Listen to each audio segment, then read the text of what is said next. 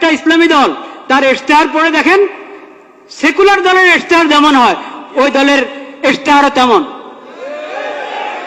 ইশতেহার, আমি ইসলামের কথা বলি কিন্তু আমার ইশতেহার পুরা একটা সেকুলার দলের ইশতেহার মতো মনে হবে আগাগোড়া পড়লে। ইসলামের নাম ব্যবহার করা হচ্ছে, অনেক দলে ইসলামের নাম ব্যবহার করেছে।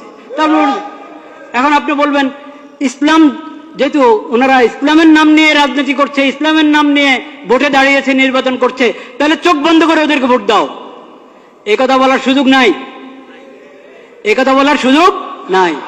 কারণ ইসলামের নাম ব্যবহার করছি আমি, আমার দলের মধ্যে ইসলামের নাম আছে, কিন্তু ইসলাম আসলে কি আমি ইসলাম বাস্তবায়ন করার জন্য মানুষের প্রতিনিধি হতে যাচ্ছি? ভোট দিয়ে মানুষের কাছে চাচ্ছি ইসলামের প্রতিনিধিত্ব করার জন্য সংসদে গিয়ে, সেটা আমি আমার নিয়ত আছে কিনা, বা আমি পারবো কিনা, বা আমি দল হিসাবে ইসলামের সঠিক ব্যাখ্যা গ্রহণ করি কিনা, ও সব কিছু দেখার আছে। একটা ইসলামী দল তার ইশতেহার পড়ে দেখেন, সেকুলার দলের ইশতেহার যেমন হয় ওই দলের ইশতেহারও তেমন।